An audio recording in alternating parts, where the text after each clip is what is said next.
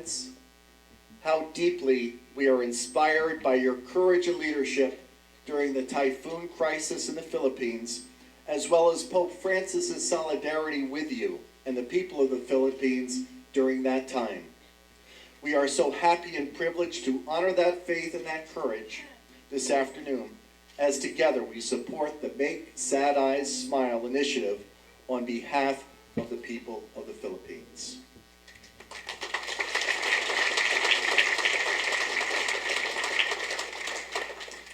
In introducing the coming Jubilee Year of Mercy, Pope Francis said, "Mercy is the beating heart of the gospel, and mercy is the beating heart of the prophetic witness and mysticism influencing history of Luis Cardinal Tagle." Please stand and join me in welcoming His Eminence Luis Cardinal Tagle, Archbishop of Manila.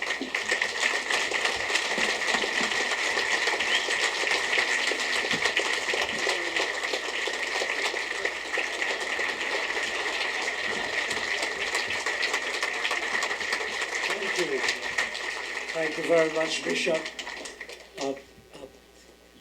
Please remain standing in solidarity with me. No, please be seated. No, that's dangerous. If you start standing, you might be required to stand the whole time. Bishop, thank you very much for your kind words. Thank you. And thank you for welcoming the family, myself. And thank you for supporting Father Robert Kozek and the Barnabite community. Thank you. He speaks highly of you. And when he misses the Philippines, just the thought of you makes him forget the Philippines. And thank you, Father Robert, for your continued support, especially of the poor and the ministry of the church in the Philippines. Thank you, Tom. And to all of you, dear brothers and sisters, this is a day for us to really celebrate God's love. I don't have a speech prepared really for this afternoon. I would just like to highlight a few things in relationship to this project of Heart to Heart. Yes, many people give, but I don't know how many give from the heart. And some people with a big heart have no envelope, nothing to give, but they give their heart. They don't only give from the heart, they give their heart.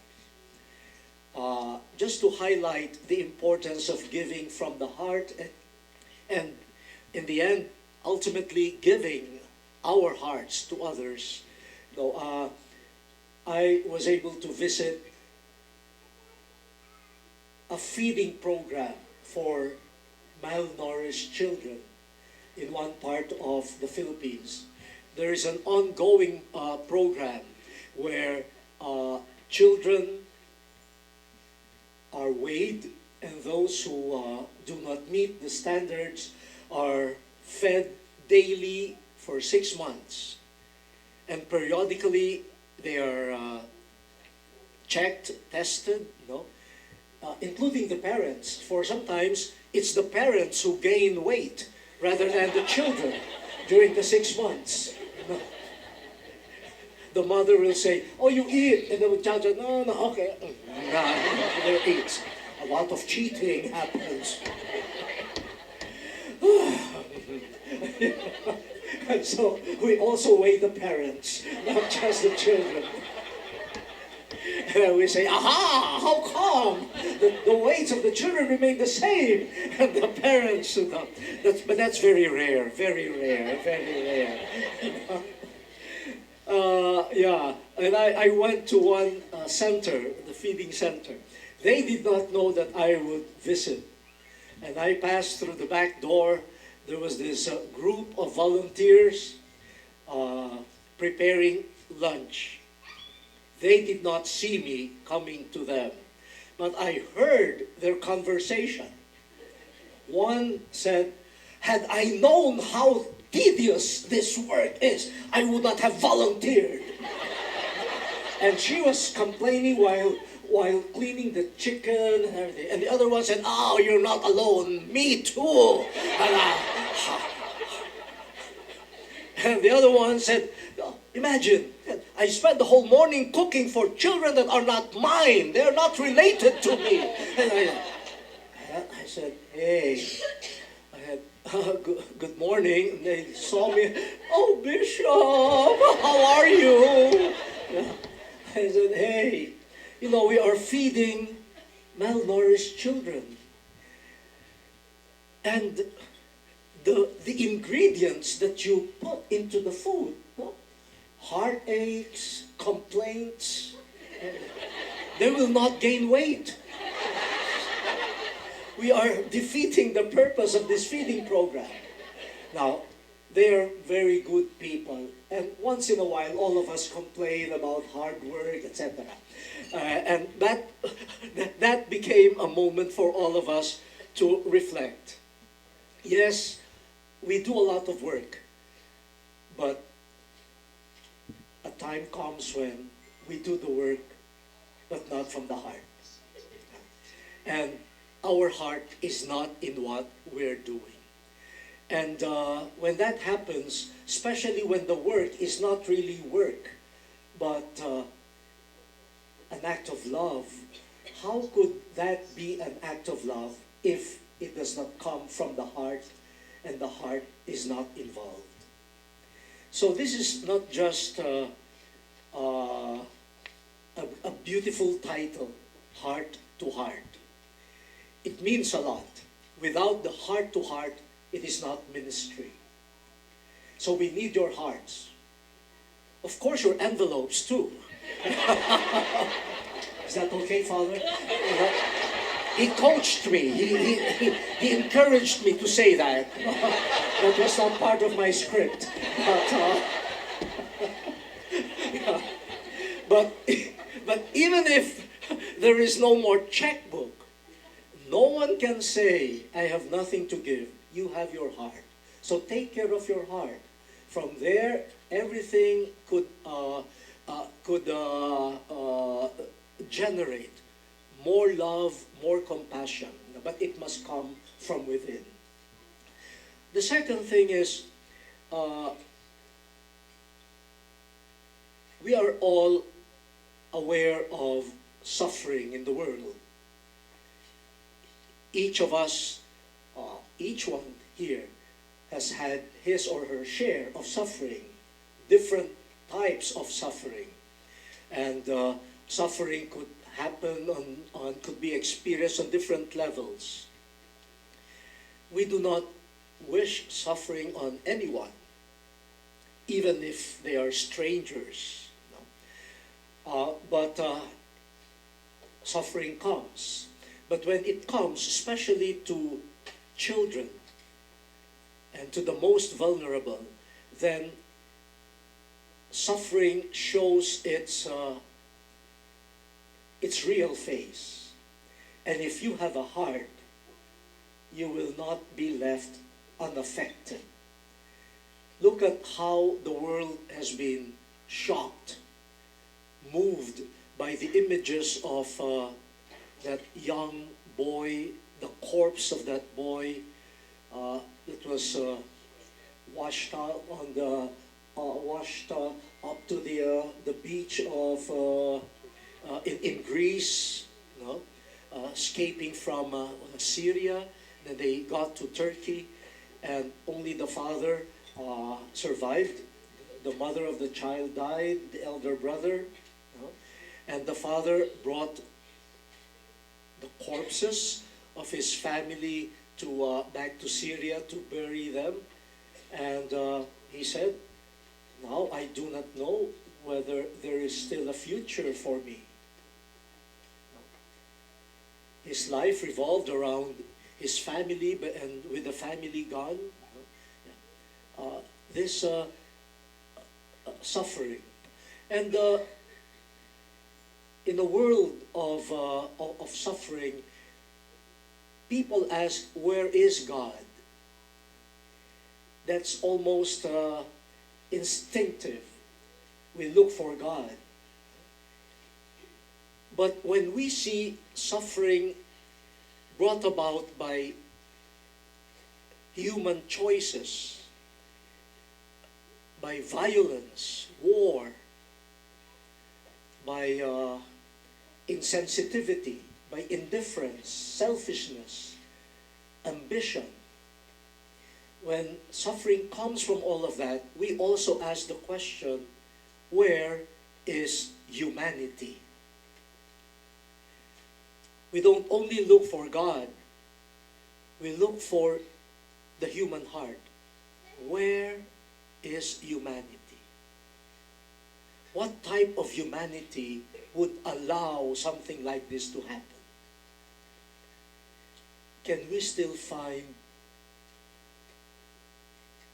decent human beings? And what type of person, what type of humanity is it that creates this type of suffering, that tolerates this type of suffering, and could be blind to that type of suffering? So it's a question of faith. It's also a question of who we are. And we hope that a new communion, a new unity will be built around compassion for the suffering. For suffering is a common human experience. If there is something that should unite humanity, it is suffering. For everyone must understand the suffering of others, even of enemies. The test of real communion is when you can suffer with your enemy.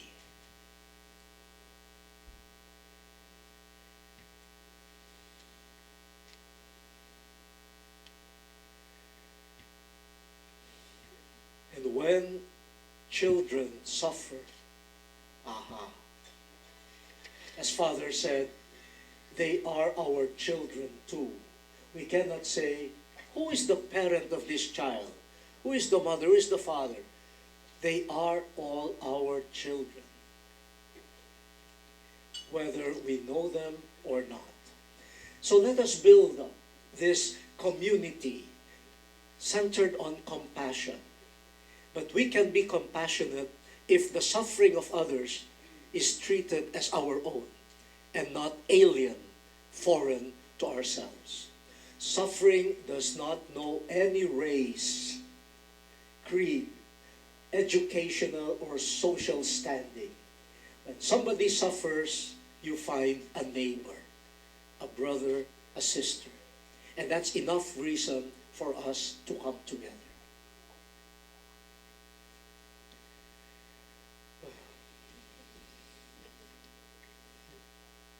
And finally,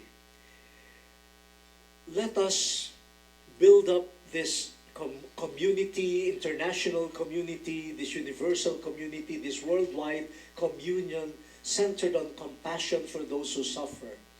And let us nurture that, especially through person-to-person encounter.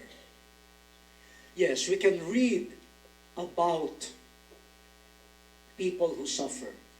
We can experience the scandal of statistics showing the big number of children who die of hunger or who die because they were not able to reach the hospital or they did not have money to buy even the most basic of medicines. Yes, statistics can help, but may I encourage all of us to engage in person-to-person encounter.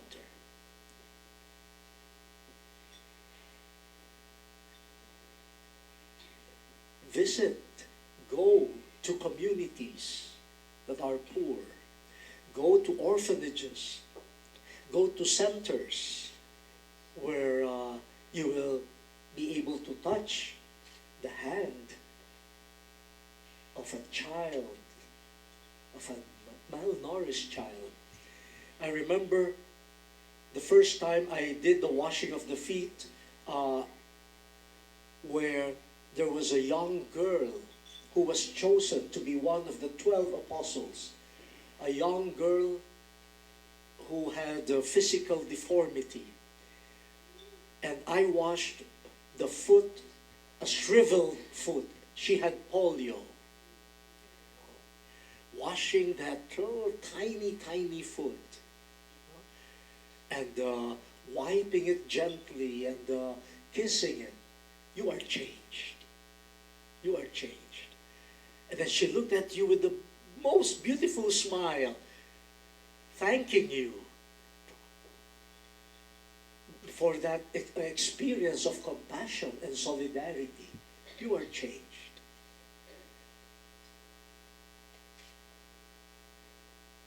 But when you go to the poor, when you go to, especially to the children, please let us not come from the posture of strength and superiority. That would add to their misery. When we go to them, let us go as learners too, as people who want to learn from them. They have a lot to teach us. These poor, suffering children, they are our teachers. We go to them thinking that we will bring something to them, but in the end, after the visit, after the encounter, they are the ones who really teach us lessons of faith, of courage, of hope. They teach us how to love. We are the ones who benefit whenever we go to them. And I end on that note. No? A humble expression of communion and unity. Not one of pride and pretension. Oh, poor children. They are in the darkness, we are in the light. They are confused, we are not. No, they have wisdom that we need to learn from. They possess some wealth that we do not possess at all. So going to them, being one with them, we share what we have. But please, be humble to learn from them too. And I end with two short stories to highlight this. During the visit of the Pope to the Philippines last January, we were able to arrange a private visit. It was not part of the official program of the Pope's itinerary. We were able to arrange a visit of the Pope to a shelter for street children.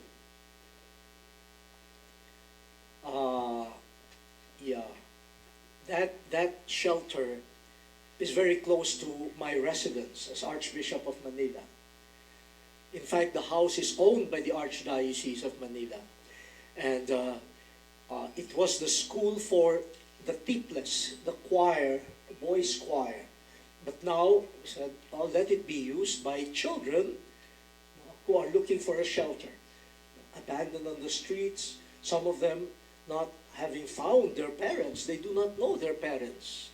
They just gained consciousness on the streets, abandoned them. So I visit them frequently. I think it was my second visit to them. And I interviewed a girl. Maybe at the time she was already around 18 years old, 19 years old. So I asked her about her home province, her province of origin. And she said, no idea, Bishop. I said, how about your mother? I've not seen her. I have no idea who she is. About your father? I said, no idea too. I said, oh, how did you end up here? I said, well, said, it seemed that my parents left me with my aunt. And my aunt made me feel that I did not belong to her. So I sensed the difference between her treatment towards her true children and the one being given to me. So I ran away, and preferred to live on the streets. For her, that was much better than being in a home where she was made to feel every day, you do not belong to us. We're just tolerating you. And thanks to God, a social worker found her. I think she must have used drugs, this girl, or must have been into prostitution too. And a social worker discovered her and brought her to the shelter on the condition that she would go to school. And she agreed. At that point of her story, she saw that I was I was shocked at what I heard, and I didn't know how to react. I didn't know how to respond. What do you say to a girl like this? Most of us, we just presume that our parents are there, we know them, they know us. Then said, how does it feel to grow up not knowing both parents? It's so difficult to imagine. So difficult to imagine.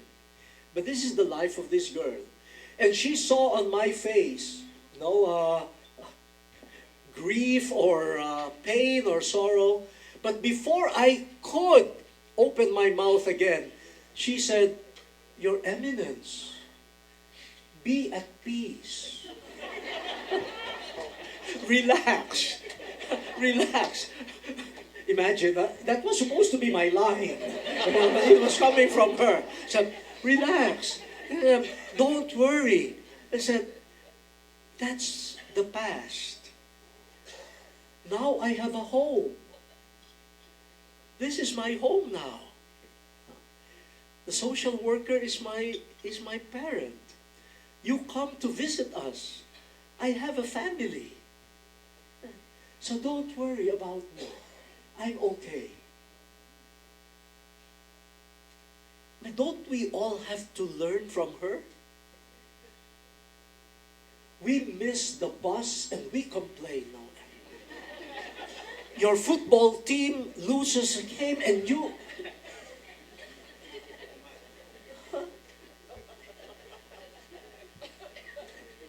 You don't have enough money to buy this pair of shoes that you've been longing for, etc. No? You'll attend a wedding party and wow, your dream dress is available, but the size is too small for you. And you complain. No? And what does this girl teach us? She teaches us hope. She had her way of discerning the action of God in her life. She had every right to complain, but she does not. She even consoles us. We should go to them and learn from them.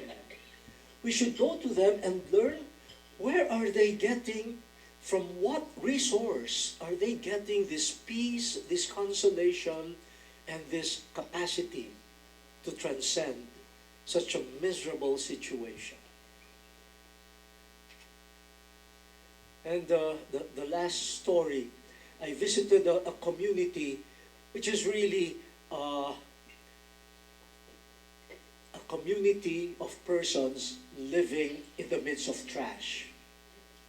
The Filipinos would probably know or must have heard of the Smoky Mountain. It's a mountain of trash. Yeah, and smoky, the fumes there.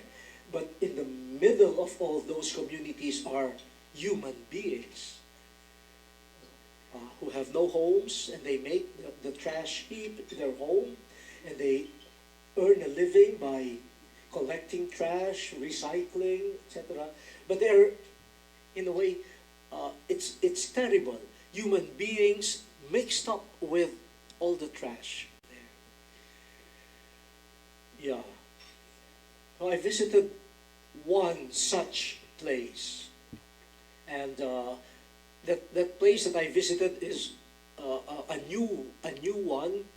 They say it's not even the biggest, but there were 20,000 individuals living in the midst of trash. And there were some priests, catechists helping them. They set up a small center where children are fed, when the mothers are taught like how to prepare nutritious but economical food, meals. The fathers are taught some forms of livelihood, etc. So I visited them.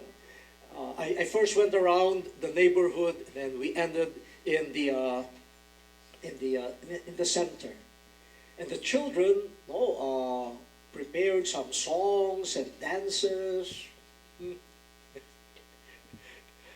and very noisy, really. And the priest in charge of it said, "Okay, the final number of the program, a photograph, group photograph with the cardinal." So I had a chair there, and the children rushed to me. If you see the photograph of the Holy Father in that shelter, you see it surrounded by children. So the children ran to me for a photograph. And one of them, a small girl, started playing with my face, touching my ear, poking my nose, and everything. I looked like a toy. And then one of them, another girl, probably around 5, 6 years old, said, "You look like the person on the photograph near the chapel." There's the photograph of the bishop as you enter the chapel. And I told her, I was in a joking mood, so I said, "No, that's not me." And she looked at me again and said, "But he looks like you." I said, No, that's not me. And then she said, "He looks like you, then who are you?" I said, "And who is he?" I said, "Who is he?" But then I said, "Look, this girl seems to know me well. Why? That means she goes to the chapel regularly." For that's the only place where the photograph is found. Maybe in that noisy, dirty place, maybe that small chapel was where she finds peace, consolation. I don't know, maybe she hides there. And entering the chapel, she sees my photograph. How many of us go to chapels and churches regularly?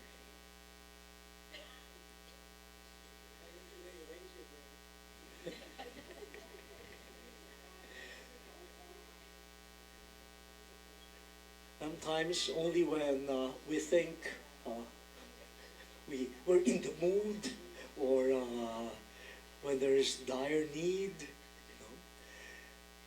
But when things are going well, the chapel, that's some Sunday affair. But this girl, how could she have recognized the Archbishop if she did not go to the chapel always? They teach us how to pray. They teach us how to find in God their consolation, their friend. This girl could not talk with us in terms of clear, sophisticated, catechetical knowledge. But there seems to be an innocent wisdom in her that draws her, and allows her to be drawn to that sacred place to encounter her Lord. So yes, these are the things that we are embarking on. If we collaborate with the heart-to-heart ministry of the Barnabites, if we contribute to make sad eyes smile, no? Let it be from the heart, and let your heart be part of the ministry. Not just what you have, but who you are, your heart. Secondly, let us form a worldwide communion of compassion for the suffering, with the suffering people. And they are everywhere. And finally, let us nurture that communion through personal contact. Meet these children, meet these suffering people. And when we go to them and we encounter them, let us be humble. Let us learn from them. Remember, they are the presence of Jesus. So before them, let us not be proud. Before a beggar, do not be proud. You are becoming proud in front of the Lord.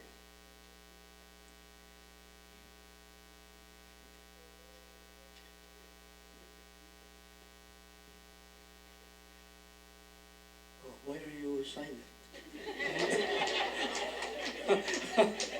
So, okay, better end there. I think you're all sleeping now. Or I'm about to sleep. Yes. So thank you very much for coming and for being part of this celebration. Thank you. God bless you.